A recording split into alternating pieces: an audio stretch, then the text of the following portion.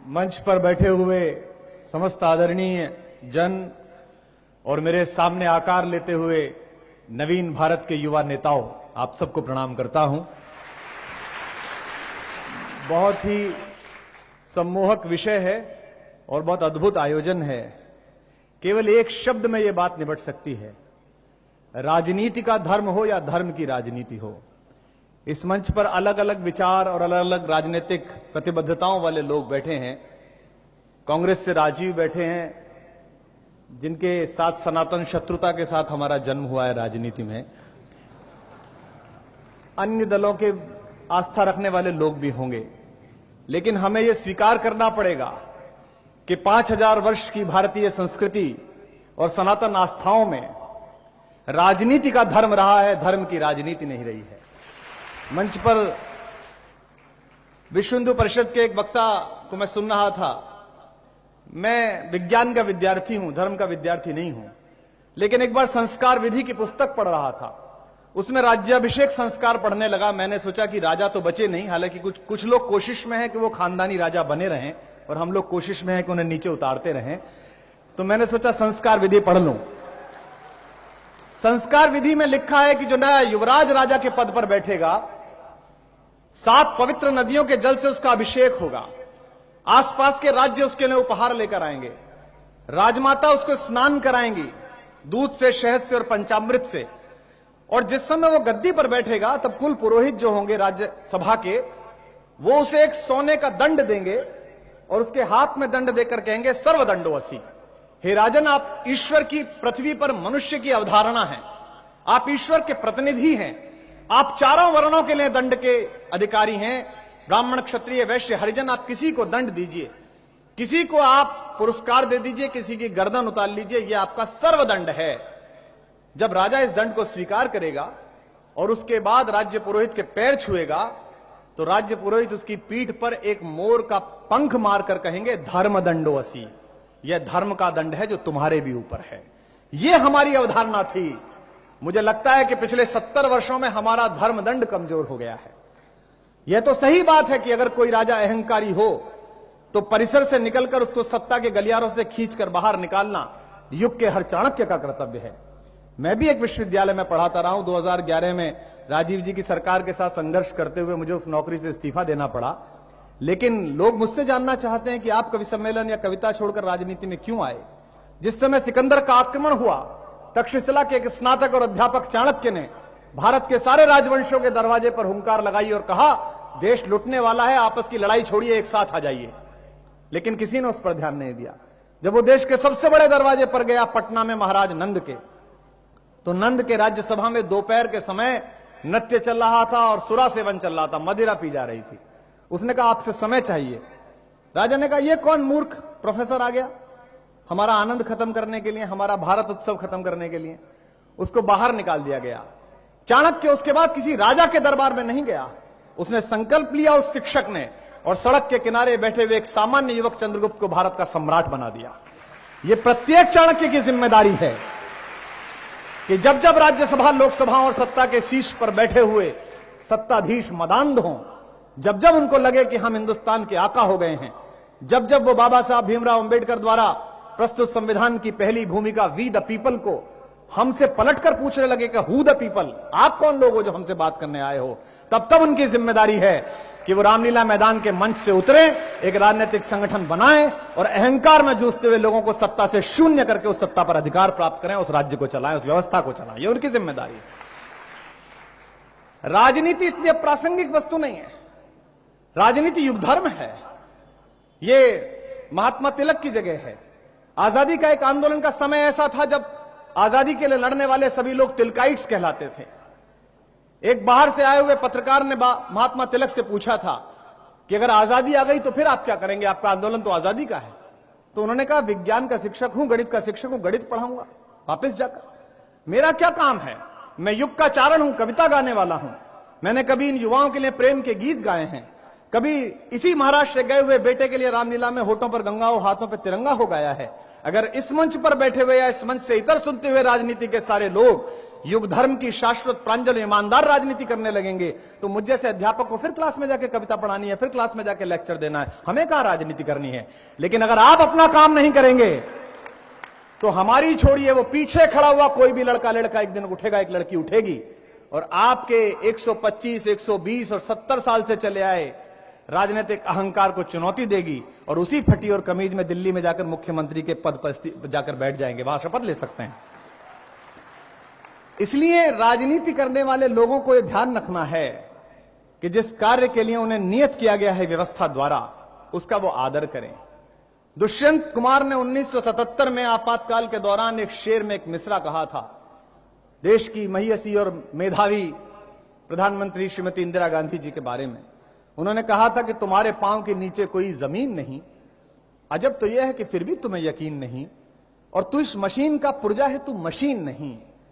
अगर आप सुनना बंद कर देंगे, राजनीति के लोग ये सोचने लगे कि हम 5 साल के लिए निर्वाचित हो गए, हमें सुनना ही नहीं है, तो धर्म जगत के लोगों को, शिक्षा जगत के लोगों को, स्पिरिचुअलिटी से आए हुए लोगों को अपना हाथ उठाना पड़ेगा असहमति का दोस्तों, और उस असहमति के हाथ को स्वीकार करना सीखिएगा।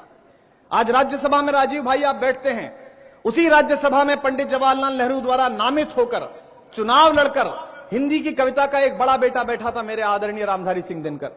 और जब चीन की लड़ाई हारे थे तो भारत के सबसे बड़े हीरो नेहरू के सामने राज्यसभा में खड़े होकर उनकी शांति नीति के खिलाफ कविता पढ़ने का साहस कांग्रेस के सांसद का था।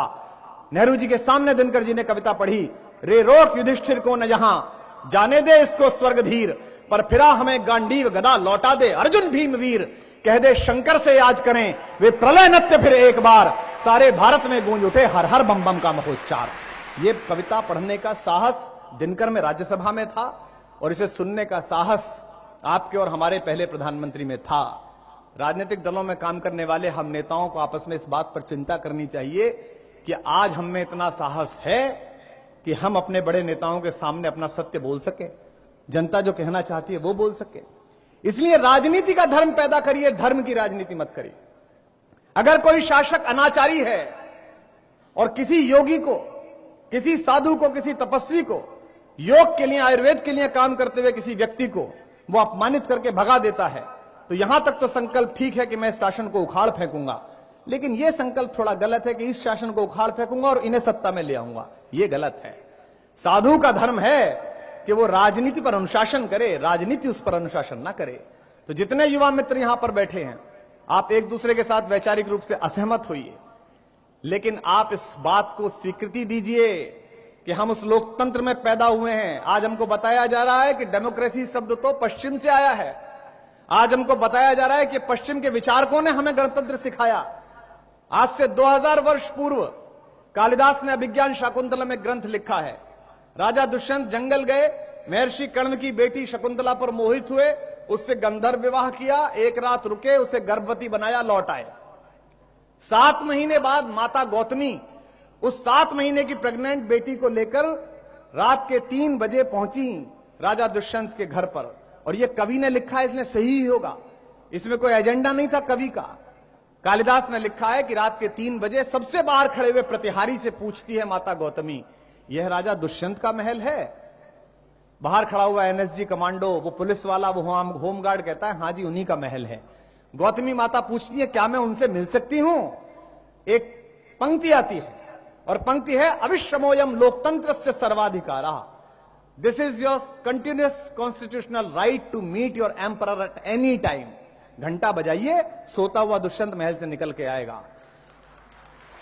जितने युवा बैठे हैं यहां सोच के बताइए, क्या हमारी आज हिम्मत है सामान्य नागरिक होते हुए कि हम किसी सांसद या विधायक से बिना किसी उसके चमचे के सहारे मिल लें? अब का गणतंत्र ठीक है कि तब का गणतंत्र ठीक है? जिस समय राजनीति में राजा ईश्वर का अवतार था, वहां से चलकर राजनीति अप्रासंगिक वस्तु है, खराब है। महात्मा चाणक्य ने कहा, वारांगना नैव नित्य नीति निपुणा, वारांगना के जैसी है, वैश्या के समान है राजनीति। हर बार नए अधर पल्लव से लगती है, हर बार नए होठों से छूती है, इसलिए वैश्या के समान। ऐसा मत कहिए, ये युग धर्म है। यहीं से हमारी भारत माता का मार्ग प्रशस्त होता है विश्व गुरु बनने का, विश्व सिंहासन पर बैठने का। अयोग्य बेटों के हाथ में आ जाएगी तो मार्ग लंबा हो जाएगा, और जो सामने योग्य बैठे हैं इनके सामने आ जाएगी तो एपीजे अब्दुल कलाम का इसी शताब्दी में सिरमौर बनने का भारत का सपना पूरा हो सकेगा, भारत वहां पहुंच सकेगा। यह क्या हुआ कि जितने भी पोस्टर होर्डिंग देखिए, महाराष्ट्र में घुसिए, कहीं भी जाइए, फलाने जी बाढ़ दिवचांचा शुभकामना, उनका चेहरा देख के लगता है अधिकांश लोगों का कि फरारी काट रहे हैं, जमानत पे आए हुए लोग हैं। यह शुचिता क्यों नहीं पैदा होती कि उनका चेहरा देखकर लगे कि ये मेरे नेता हैं? यह शुचिता क्यों नहीं पैदा होती कि ये मेरा नेता है, इसके पीछे चलना है? संस्कृत भाषा में नयति इति नेता है, जो आगे लेकर चले वो नेता है। और आज स्थिति हुई कि हमारी कविता के मंच पर ये पंक्तियां पढ़ी जाती हैं कि लगे जो तुक्का तो शायद वो तीर हो जाए, फटे जो दूध वो शायद पनीर हो जाए, और मवालियों को न देखा करो हिकारत से, न जाने कौन सा गुंडा वजीर हो जाए।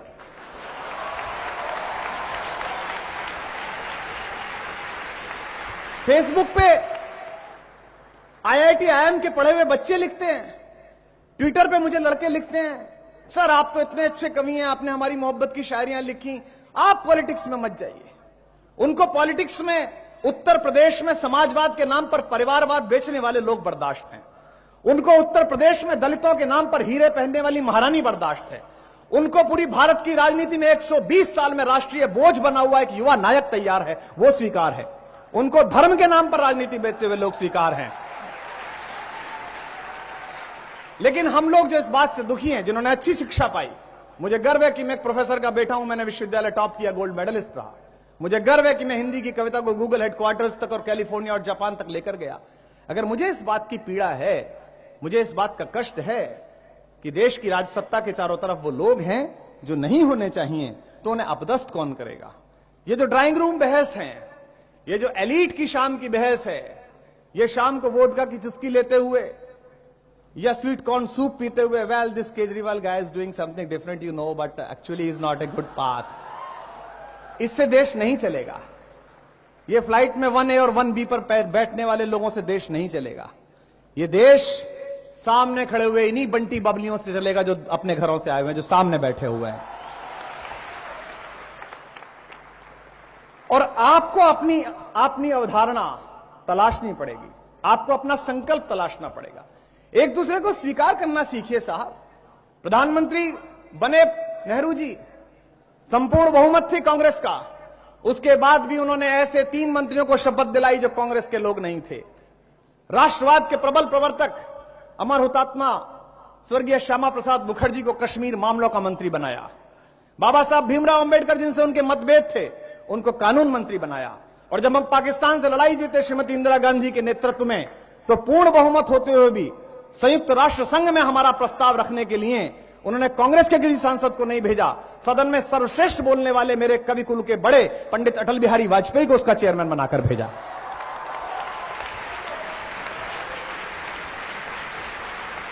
और आप इतने असहमत हैं, आप राजनीति में इतने असहिष्णु हैं कि अगर 4 लोग आपके विपरीत बात करते हैं, आपकी समीक्षा करते हैं, तो आप कहते हैं कि आप जंगल चले जाइए, तुम तो नक्सली हो।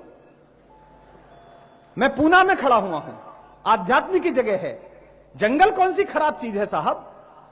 जब तक राम अयोध्या में रहे श्री राम कहलाए, और जब जंगल जाकर लौटे तो मर्यादा पुरुषोत्तम भगवान राम कहलाए। जंगल तो अच्छी जगह है, कौन सी खराब जगह? ये आपने जो शहरी मुहावरे तलाश लिए हैं, मुझे क्षमा करेंगे राजीव जहां बैठते हैं, वो मैं बार बार उनको संकेत कर रहा हूं तो उन्हें बुरा ना लगे, उनको आदत भी है। कांग्रेस के पास एक अपेक्षित ये शिद्दत है कि वो सुन सकते हैं, क्योंकि वो करते रहते तो सुनना भी पड़ता है, उनको अभ्यास भी है। उसी राज्यसभा में जहां वो बैठते हैं, मैं पार्लियामेंट के लोगों से मिलता हूं, एक अलग सा क्लब है, एक अलग सी चीज है। वो बाहर एक दूसरे से असहमत दिखाई दे रहे हैं, अंदर सब सही है। शाम 8-9 बज जाने के बाद वो दिल्ली के किसी एलीट क्लब में मिलते हैं और फिर well Kumar your waistcoat seems very good, from where you bought it. ऐसा लगता ही नहीं है दोपहर लड़े थे आपस में, ऐसा लगता ही नहीं था कि उन्होंने पार्लियामेंट में गतिरोध पैदा कर दिया था। ये एक अलग समूह है, क्योंकि ये एक दूसरे के साथ स्विच होता रहता है। अभी जो हमारी नई सत्ता है उसमें 84 लोग ऐसे हैं जो संसद में बैठे हैं, जो पिछली बार कांग्रेस की ओर से बैठे थे, या उससे एक चुनाव पहले कांग्रेस की ओर से बैठे थे। मैं इसे स्वीकार समझ सकता हूं, पर मेरा अनुरोध यही है कि राजनीति में धर्म लाइए, धर्म में राजनीति मत लाइए। धर्म का प्रयोग मत करिएगा। एक साधु असहमत दिखाई दे, एक साधु की भ्रकुटी चढ़े, दिल्ली और बंबई के राज सिंहासन पर बैठा हुआ महीपति डोल जाए कि साधु नाराज हो गया। ऐसा ना हो जाए कि साधु अपॉइंटमेंट मांगता फिरे कि किस दिन प्रधानमंत्री जी आ जाएं, किस दिन मुख्यमंत्री जी आ जाए तो मेरा आश्रम बड़ा हो जाए, मेरा धंधा बड़ा हो जाए, मेरी डिविनिटी की शॉप चल जाए। ये नहीं होना चाहिए। तो आप सबसे मिलकर बहुत प्रसन्नता हुई। आपके पास अनेकों सवाल होंगे और कोशिश करेंगे कि उनमें से कुछ जवाब हमसे आप तक पहुंच सकें। आप सब हमारे साथी हैं। आपसे अनुरोध करता हूं कि ये देश एपीजे अब्दुल कलाम ने जो कहा था उसी के अनुसार चले। 18वीं शताब्दी या 19वीं शताब्दी अगर इंग्लैंड की थी, 20वीं शताब्दी अगर अमेरिका की थी, तो आज इस भारतीय छात्र परिषद में, संसद में मैं ये कह सकता हूं कि अगर आपके हाथ उठ जाएंगे तो 21वीं शताब्दी केवल और केवल भारतवर्ष की होगी। बहुत बहुत धन्यवाद।